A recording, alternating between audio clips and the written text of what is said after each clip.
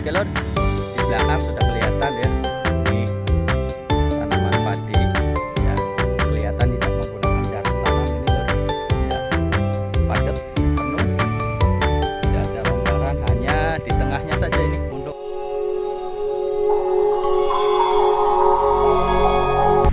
Assalamualaikum warahmatullahi wabarakatuh. Salam sehat, salam sejahtera, salam sukses untuk seluruh petani Indonesia, dulurku semuanya.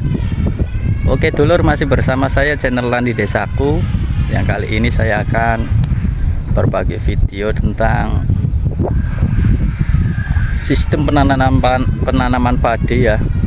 Sistem mana yang terbaik, apakah pakai jarak tanam dengan sistem jarwa atau dengan sistem tabela tebar benih langsung. Karena di sini kebetulan ini dulur tidak disengaja ya. Nanti kita akan praktekkan bersama ya. Hasilnya mudah-mudahan sih tidak mengecewakan. Namun sebelum kita berlanjut ke video selanjutnya dulur, dukung terus channel Landi Desaku dengan cara like, comment, subscribe, dan juga share video ini. Mudah-mudahan video ini bisa bermanfaat untuk dulurku semuanya. Oke lor, di belakang sudah kelihatan ya, ini tanaman padi ya, kelihatan tidak menggunakan jarak tanam ini lor ya, padat penuh, tidak ada longgaran, hanya di tengahnya saja ini untuk jalur penyemprotan. Sebelah sana juga ya, tuh kelihatan kan lor.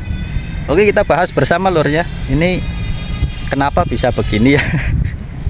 Ini sebenarnya sih saya tidak sengaja ini lor. Tadi waktu awal penanaman sih menggunakan jarak tanam ya, dengan jarak tanam 28 lah cm persegi per kotak. Tapi tambah hari pas saya lihat tidak nengok beberapa hari, jadinya seperti ini loh.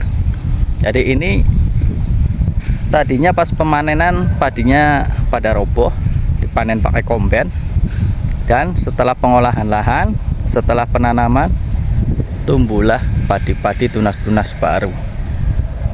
Nah seperti ini loh.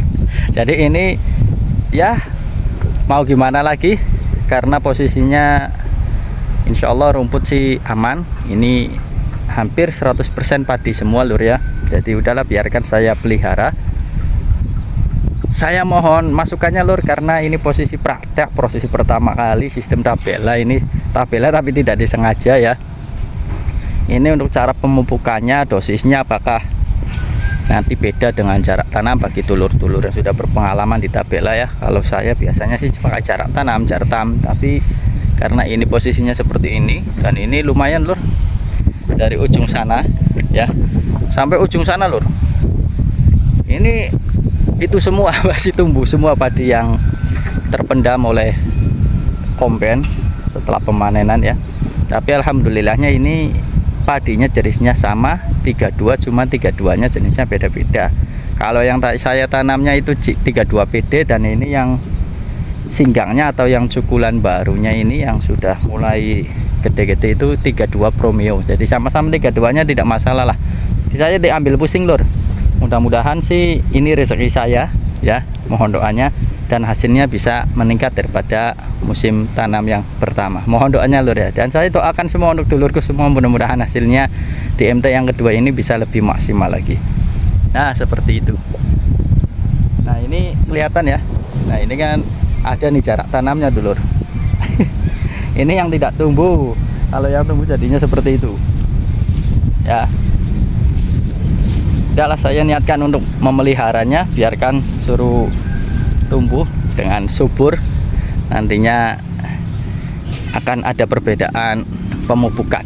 Oke, kita lihat yang sebelahnya ya, yang alhamdulillah sebelahnya karena posisi padinya berdiri lur, jadi singgangnya atau padi yang tumbuhnya ini ada sih, ada cuman sedikit persentasenya ya, antara 1-2% lah. Nah seperti ini. Nah ini yang paknya jartam, ini kelihatan rapi, bagus ya, tuh kelihatan. Nah ini jarak untuk nyemprotnya. Nah ini bersebelahan lur ya, kebetulan sama sana juga. Oh udah bersih kan. Nih kalau jartam seperti ini ya lur ya lah, tuh beda sama yang sebelah sono. Ya udahlah, itu sih sistem tabela aja lah saya itunya, apa sih, beri itunya pemberian apa ya namanya lah, walaupun tidak disengaja, tapi ini untuk praktek untuk diri saya. Kalau misalkan hasilnya seimbang, mudah-mudahan bisa lebih oke ya, yang tabela ini bisa lebih banyak ya. Kemungkinan besar nanti saya akan cobalah misalkan setengah hektar atau berapa pakainya tabela, karena saya juga penasaran nih dalam hati saya sistem tabela itu hasilnya nanti seperti apa, apakah seperti yang di Thailand itu. Tapi kan kalau hasil itu dari faktor juga, banyak faktor yang mempengaruhi. Oke, sekian saja dulu lur review padi tabela yang tidak disengaja ya. Mohon masukannya lur ya, saya benar-benar mohon masukannya bagi dulur-dulur yang sudah pengalaman di tabela, supaya nanti ini saya penanganan padi yang seperti ini bisa maksimal ya lur, dan mengharapkan panennya lebih maksimal dari MT yang pertama. Oke, sekian dari saya, kurang lebihnya mohon maaf, mohon doa selalu. Wabillahi taufik wal hidayah. Wassalamualaikum warahmatullahi wabarakatuh. Salam satu lumpur lur.